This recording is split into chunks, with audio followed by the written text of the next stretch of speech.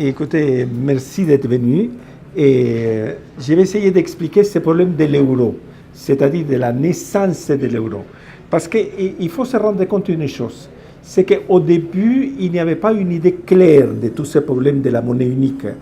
Et on a cru simplement, il y avait une croyance qui va se développer curieusement à partir de Raymond Barre, l'idée selon laquelle l'union monétaire donc on se trouve en union politique, ça c'est les accords de 57. Et donc on devrait aller vers une union politique et il faut passer par une union monétaire. Ça veut dire donc que la croyance était la suivante, c'est que l'union monétaire mène nécessairement à l'union politique. Et ça n'est jamais produit et ça ne peut pas se produire. Mais il y a eu cette croyance qui s'est installée. Et ça vient de Raymond Barre, etc., et ça va s'accélérer par la suite, etc. Et le fait est qu'on va à un moment donné se donner cette idée de la création d'une monnaie unique. Mais on ne savait pas comment le faire. Et c'est la raison pour laquelle on va passer par cette expérience du serpent monétaire de 72, qui est une expérience très particulière, parce qu'on croyait, et en réalité, j'ai amené un petit schéma que je vais vous le montrer, c'est celui-là. C'est-à-dire que c'est l'idée selon laquelle il fallait par la convergence, vous savez, donc les lignes rouges qui sont là, par la convergence, on doit arriver à l'union monétaire. C'est-à-dire, c'est ça, c'est comme ça qu'il faut le voir. C'est comme ça qu'il faut le voir. C'est-à-dire, ça commence de ce côté-là, on va converger, on a A et B, donc deux monnaies différentes, une monnaie forte et une monnaie faible. C'était le rapport entre les marques et les francs. Et la lire aussi, n'est-ce pas? C'est-à-dire, donc, en tout cas, c'était les marques allemandes qui étaient la monnaie, les Deutsche Mark, et qui était la monnaie forte par excellence. Donc, on s'est dit, on va converger. Alors, qu'est-ce qui doit provoquer la convergence? On pensait à l'époque que la convergence devait être la conséquence de la lutte contre l'inflation. Si l'Allemagne avait une monnaie forte, c'est parce qu'elle avait un taux d'inflation inférieur à celui de la France. Et si la France se trouvait avec une monnaie faible, c'est à cause du fait qu'elle avait un taux d'inflation très important. Et donc, on devait réduire l'inflation, et c'est cette réduction de l'inflation qui devait conduire à la convergence monétaire. Et cette convergence monétaire devait donner naissance, par une sorte de spontanéité, par les automatismes même du système, devait donner naissance à une monnaie unique. Voilà l'idée. Donc on commence en avril 72, le 24 avril 72 précisément, on commence cette expérience. Et on va se rendre compte d'une chose qui était d'une simplicité absolument incroyable. C'est qu'à partir du moment où chacun des acteurs, d'un côté, on va parler uniquement de l'Allemagne et de la France, pour ne pas introduire les autres pays parce que ça va compliquer les choses.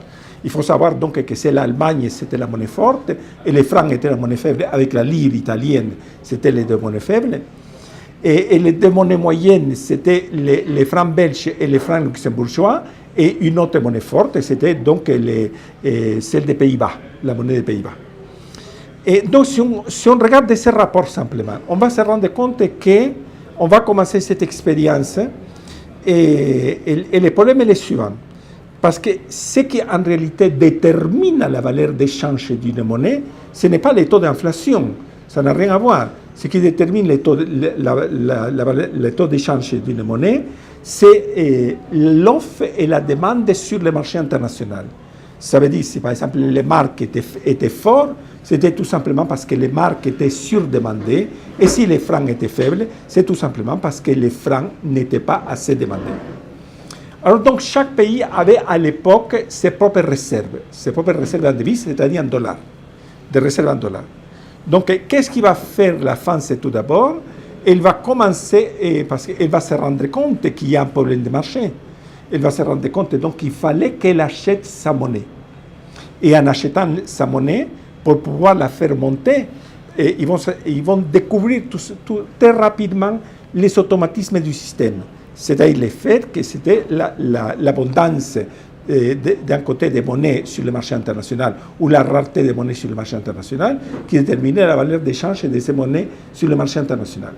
Donc, qu'est-ce qui va faire la France? La France va acheter sa propre monnaie avec ses dollars. Donc elle s'est dessaisissait de ces dollars, elle achetait sa monnaie, mais en se dessaisissant de ces dollars, elle s'affaiblissait. C'est la raison pour laquelle les francs, malgré cette politique, continuaient à s'affaiblir. Et puis les marques, par contre, les marques étaient très puissantes. Pourquoi les marques étaient très puissantes? Tout simplement parce qu'il était surdemandé sur le marché international. Qu'est-ce qu'il va faire l'Allemagne? Elle va émettre des marques, elle va acheter des réserves, et elle va se consolider. C'est la raison pour laquelle, au bout d'un an et demi d'expérience, la France doit sortir du serpent monétaire. C'est-à-dire que c'était un échec. C'est-à-dire qu'en réalité, lorsque ce système arrive à sa fin, exactement en fin février 1974, et la France doit emprunter de l'argent à la Bundesbank parce qu'elle avait perdu toutes ses réserves. Donc c'était une expérience qui a été une catastrophe comme telle. La France a essayé de revenir en 1975. L'Italie ne revient plus. Ils ont compris qu'il ne fallait plus revenir. Et la France reste quelques mois et après, elle doit sortir définitivement donc, du système. Et c'est par la suite qu'on va mettre en place les serpents monétaires européens de 1979. Ce qui va donner autre chose. Parce que ce qu'il faut comprendre, c'est que ce système est un système de parité stable et non ajustable. C'est-à-dire qu'on pensait que les monnaies allaient converger spontanément. Ils ne se sont pas rendus compte que ça dépendait des problèmes, qu'il y avait les problèmes de réserve et que les pays faibles se décidaient de ces réserves pour acheter sa propre monnaie, tandis que les pays forts émettaient de la monnaie et achetaient des réserves et se renforçaient encore. Donc c'était quelque chose qui était totalement absurde. C'est la raison pour laquelle on va abandonner ce système et on va créer le système de 79, qui est un système de parité stable et ajustable, donc la possibilité de variation, parce qu'ici, on était obligé de converger. C'était l'idée, c'était l'obligation de convergence pour arriver à la monnaie unique. Parce que si on arrivait à la monnaie unique, il y avait cette idée qui vient de Raymond Barre aussi, selon laquelle si on crée la monnaie unique, on va avoir la monnaie unique européenne va devenir plus forte que les dollars, ça va créer en plus du plein emploi et ça va créer de la croissance économique d'une façon absolument extraordinaire. Donc c'était une merveille, il fallait absolument arriver à la monnaie unique. Et pour ça, on est parti de la thèse selon laquelle l'union monétaire mène à l'union politique, ce qui ne peut pas se produire, qui ne s'est jamais produit dans l'histoire et qui ne peut pas se produire. Pourquoi? Parce que la monnaie est un produit du droit. Ce n'est pas les monnaies qui fondent les États, c'est les États qui créent les monnaies.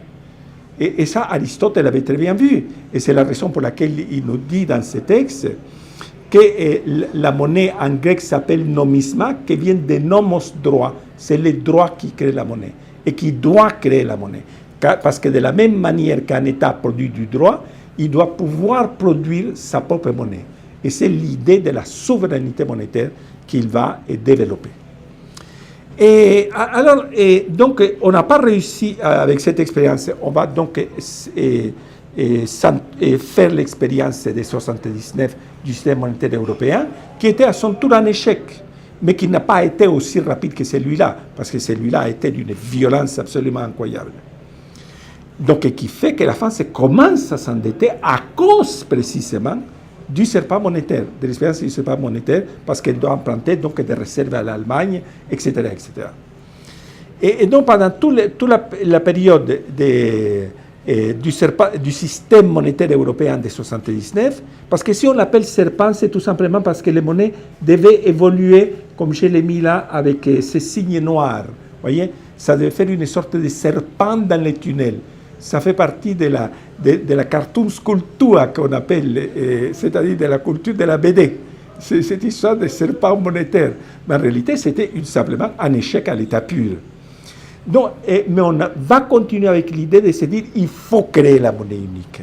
Et tout d'un coup va apparaître le projet de la monnaie unique d'une façon totalement claire dans le traité de Maastricht de 1992.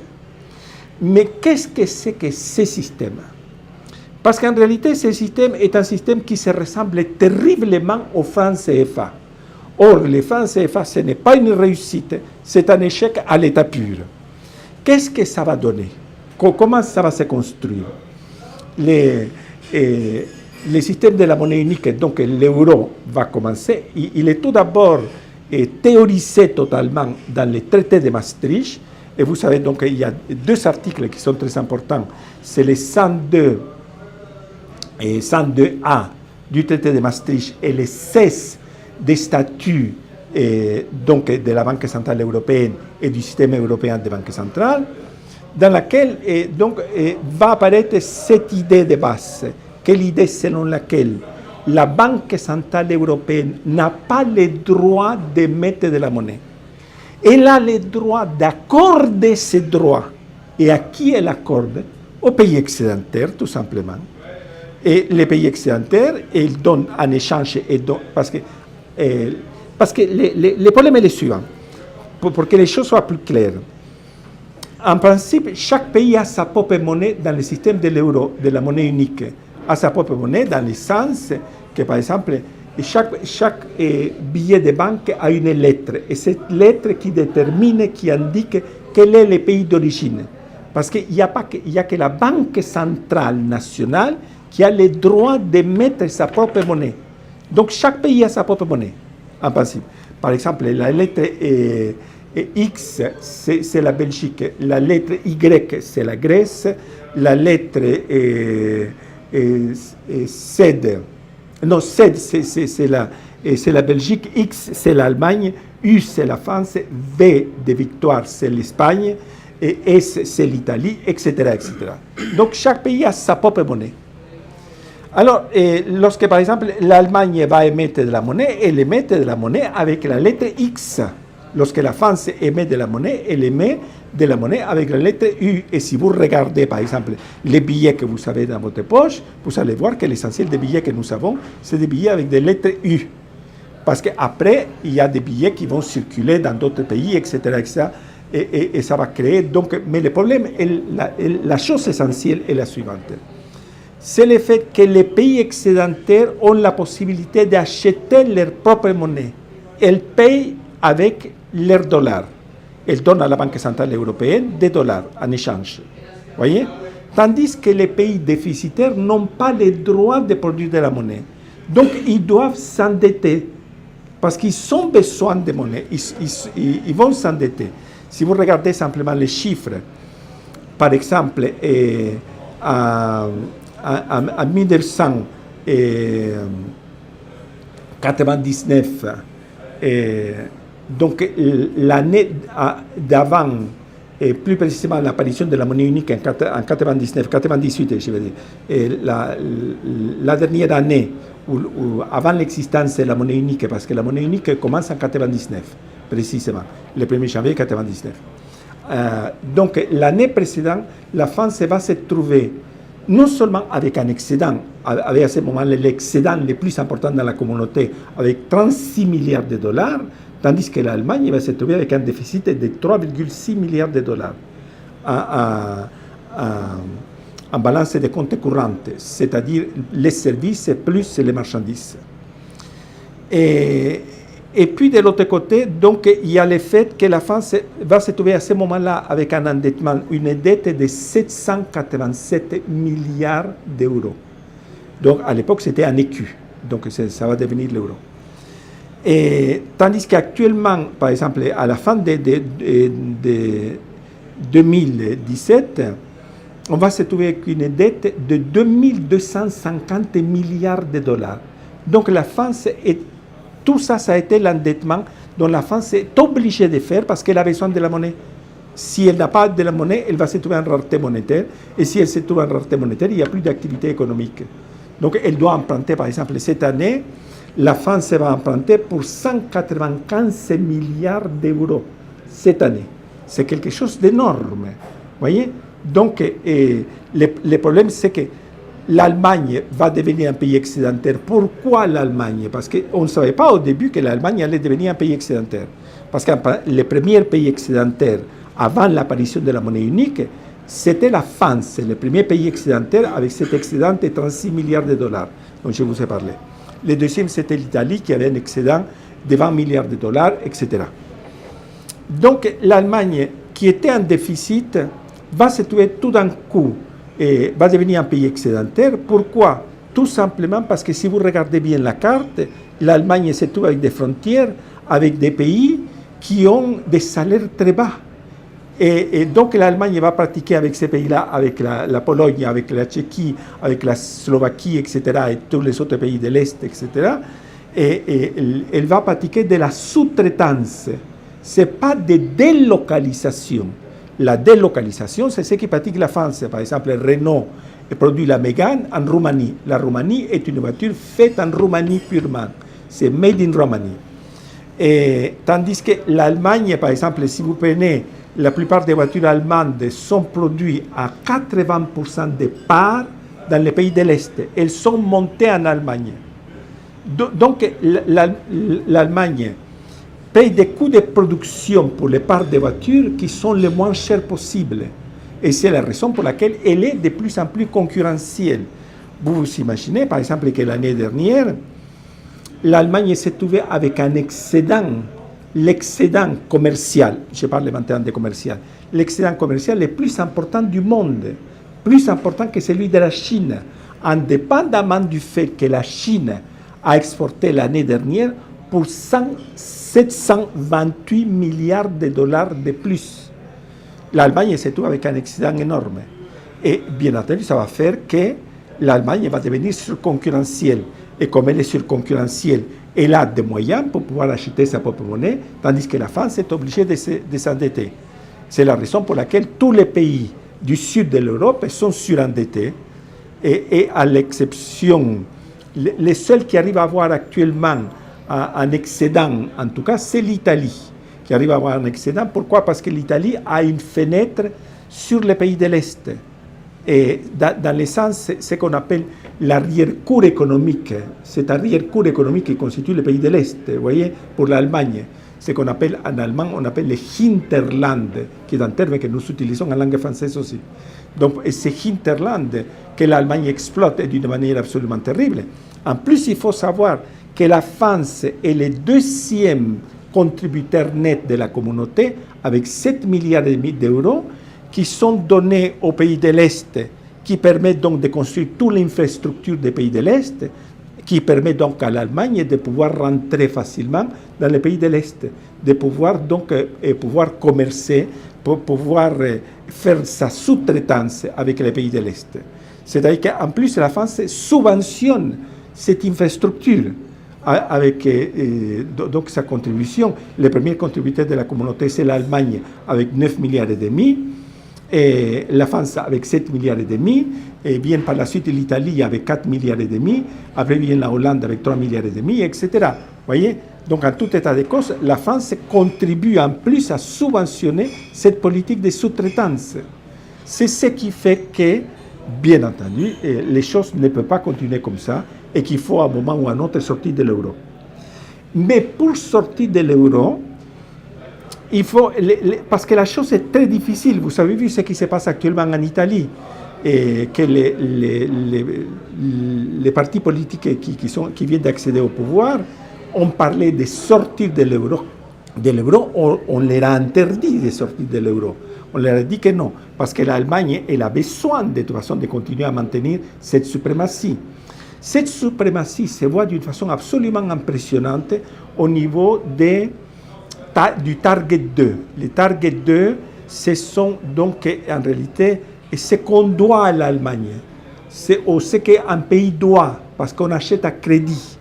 Et les crédits qui restent à payer, c'est ça qui donne les Target 2, par exemple pour l'Allemagne. Les Target 2 pour l'Allemagne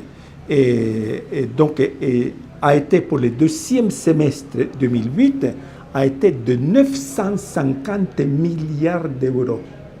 Le Target 2 de l'Italie a été de 428 milliards de dollars d'euros de déficit. C'est un Target 2 en déficit. La même chose c'est l'Espagne, 377 milliards d'euros en déficit. C'est-à-dire ce qui fait que l'Allemagne se trouve avec des excédents énormes et en plus avec un Target 2 absolument incroyable. Parce que lorsqu'on parle de 950 milliards d'euros, c'est des sommes absolument colossales. Alors, le problème, c'est que d'une manière ou d'une autre, il va falloir sortir de là. Et la seule façon de sortir de là, c'est de sortir de l'euro. Et pour pouvoir récupérer la souveraineté monétaire, Et bien entendu, le problème, en plus, c'est la chose suivante, qu'en sortant de l'euro va se déprécier tellement. Si un pays arrive à sortir de l'euro, va se déprécier, que la dette internationale va disparaître. Parce qu'on va attendre tous à sortir de l'euro à un moment ou à un autre. À partir du moment où on va sortir, les autres vont continuer. C'est ce qui fait que l'euro ne vaudra plus rien. Donc la dette qui circule au niveau international va disparaître d'elle-même. Parce qu'il faut savoir une chose, si on regarde la dette française, et actuellement, les 2/3 de la dette circulent sur le marché international. Et c'est cela qui va disparaître. Tandis que l'autre, les entiers qui circulent sur le marché interne, va se transformer en francs, mais va se déprécier avec les francs. Parce que les francs devront se déprécier. Parce que la France sera obligée de déprécier sa propre monnaie pour pouvoir récupérer sa capacité concurrentielle par rapport à l'Allemagne. Indépendamment du fait qu'il ne faut pas l'oublier, parce que la France va devoir les faire plusieurs fois cette dépréciation, car il ne faut pas oublier que l'Allemagne va continuer à avoir son hinterland, va continuer à avoir cet espace qui lui donne une capacité concurrentielle absolument énorme. Or, la France n'a pas de hinterland. La France ne peut pas le faire. C'est la raison donc pour laquelle il faut sortir de l'euro et il faut créer les conditions de la disparition de la dette internationale. Et après, bien entendu, le problème c'est qu'il ne faut pas simplement sortir de l'euro, il faudrait de l'autre côté, en réalité, dans l'idéal, ça serait de mettre fin au système du dollar. C'est-à-dire, parce qu'il ne faut pas oublier que les États-Unis tirent un profit énorme en émettant la monnaie internationale. Par exemple, un économiste comme Barry Eichengreen de l'Université de Berkeley, qui est le grand spécialiste de la monnaie américaine, nous disait en 2010 que les États-Unis tiraient un profit de 1000 milliards de dollars par an pour le simple fait d'émettre la monnaie internationale. Ça vous donne donc une idée. Et pour cette année, on va voir donc les États-Unis risquent d'avoir donc que la quantité, les bénéfices des États-Unis pour émettre la monnaie internationale risquent d'être de 1500 milliards de dollars. C'est beaucoup plus important donc que par rapport à 2010, à cause du fait que Trump augmente les déficits. Et en augmentant les déficits, si on regarde entre les déficits de la balance commerciale et les déficits de l'État américain, ça va donner pour cette année autour de 1500 milliards. C'est comme ça qu'on calcule les bénéfices des États-Unis d'émettre la monnaie internationale. Et donc la nécessité de pouvoir revenir à l'étalon or international.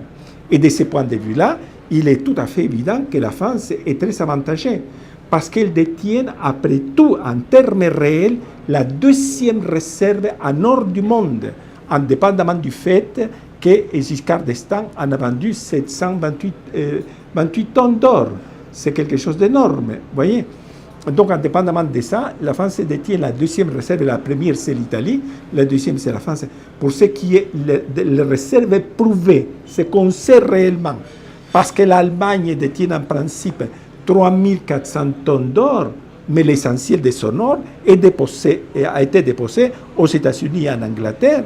Et les États-Unis ne peuvent pas les rendre cet or, ni l'Angleterre peut payer. L'Angleterre, par exemple, l'Allemagne a déposé 450 tonnes d'or dans la Banque centrale anglaise et l'Angleterre ne détient que 310 tonnes d'or. Donc elle ne peut pas les rendre. C'est ça le problème. Et les États-Unis ne peuvent pas les rendre non plus. Parce qu'indépendamment de tout, les États-Unis ne détiennent pas la quantité qu'ils disent détenir. On sait que c'est inférieur. On ne sait pas de combien. Mais en tout état de cause, ils ne détiennent pas les 8133 tonnes d'or qu'ils disent détenir. De toute manière, donc, on va vers une période de changement, et ces changements s'annoncent partout, et s'annonce donc la nécessité de pouvoir dépasser l'euro, et bien entendu, il faudrait que les pays de l'Afrique francophone décident d'émettre leur propre monnaie, parce qu'ils ne peuvent pas continuer avec ce système du franc CFA. Le système du franc CFA est un désastre. Et il faut savoir, par exemple, que les pays de l'Afrique francophone sont actuellement les pays les plus pauvres du monde, non pas parce que c'est des anciennes colonies françaises, c'est tout simplement à cause du CFA. Et par exemple, un pays comme le Togo, par exemple, 7,5 millions d'habitants, exporte pour moins de 1 milliard de dollars. Or, si vous regardez le Nicaragua, qui est le deuxième pays le plus pauvre de l'Amérique latine, avec donc 6 millions d'habitants, exporte pour 4 milliards de dollars. Donc il y a une différence énorme, il y a une distance qui est immense. La plupart des pays latino-américains arrivent, donc pour qu'un pays soit normal du point de vue économique, il faut que pour chaque million de personnes, il faut pouvoir exporter 1 milliard de dollars.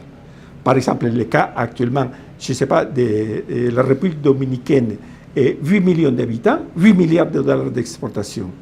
Et vous prenez par exemple les cas de, par exemple, le Costa Rica, 5 millions d'habitants, 10 milliards de dollars. Donc c'est le double, etc. Mais la plupart des pays latino-américains arrivent à exporter, sont un peu en dessous. Le Nicaragua est un peu en dessous par rapport à son poids démographique, mais les cas des pays de l'Afrique francophone, c'est un désastre total. Donc ça c'est à cause du fait qu'en plus, il ne faut pas oublier qu'actuellement les francs CFA est en parité avec l'euro et que l'euro est surapprécié. Donc c'est la raison pour laquelle il ne peut pas devenir concurrentiel et c'est la raison pour laquelle donc, les pays de l'Amérique latine, parce que si on prend l'Amérique latine tropicale et les pays de l'Afrique tropicale, c'est exactement les mêmes produits. On exporte exactement la même chose.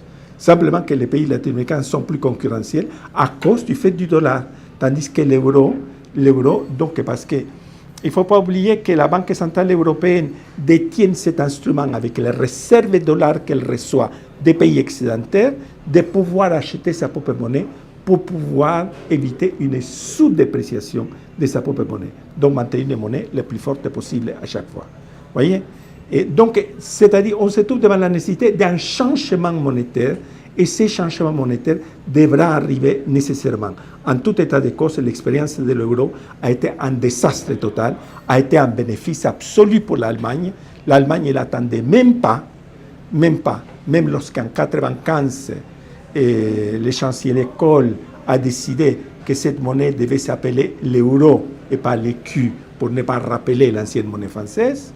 Indépendamment de ça, ils ne savaient pas que l'Allemagne allait devenir surconcurrentielle.